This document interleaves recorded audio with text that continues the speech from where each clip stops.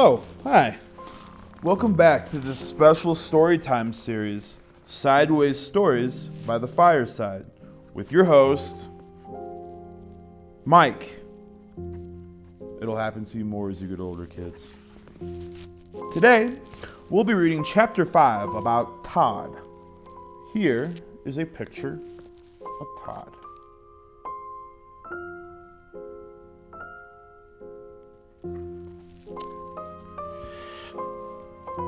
All of the children in Mrs. Jewell's class, except Todd, were talking and carrying on.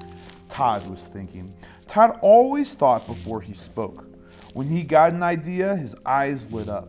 And Todd finished thinking, he began to speak. But before he said two words, Mrs. Jewell called on him. We gotta figure that out later. Todd, she said, you know better than to talk in class. You must learn to work quietly like the other children. And she wrote his name on the blackboard under the word discipline. Todd looked around in amazement. All the other children who had been talking and screaming and fighting only seconds earlier were quietly working in the workbooks. Todd scratched his head. A child was given 3 chances in Mrs. Jewell's class. The first time he did something wrong, Mrs. Jewell wrote his name on the blackboard under the word discipline. The second time he did something wrong, she put a check next to his name. And the third time he did something wrong, she circled his name. Todd reached into his desk and pulled out his workbook. He had only just started when he felt someone tap him on the shoulder. It was Joy. What page are you on? Joy asked. Page 4, whispered Todd. I'm on page 11, said Joy. Todd didn't say anything. He didn't want to get in trouble. He just went back to work. 5 minutes later, Joy tapped him again. Todd ignored her, so Joy poked him in the back with her pencil. Todd pretended not to notice. Joy got up from her seat, sharpened her pencil, came back, and poked Todd in the back again. What page are you on? She asked. Page 5, Todd answered. Boy, you are dumb, said Joy. I'm on page 29. This isn't a race, Todd whispered. 5 minutes later, Joy pulled Todd's hair and didn't let go until he turned around. What page are you on? She demanded. Page 6, Todd answered just quietly as he could. I'm on page 200, Joy shouted. Todd was very angry. Will you please let me do my work and stop bothering me? Mrs. Jewell heard him. Todd, what did I say about talking in class? Todd scratched his head.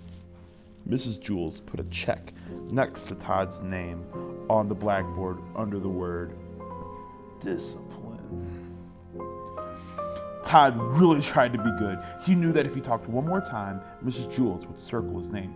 Then he'd have to go home early at 12 o'clock on the kindergarten bus, just as he did the day before that. In fact, there hasn't been a single day that Mrs. Jewell took over the class that Todd hasn't been sent home on the kindergarten bus. She said it was for his own good. The other children went home at 2 o'clock. Todd wasn't really bad. He just always got caught. He really wanted to stay past 12 o'clock. He wanted to find out what the class did from 12 to 2. But it didn't look as though this was going to be his day. It was just only 10:30, and he had already had 2 strikes against him. He sealed his lips and went back to work.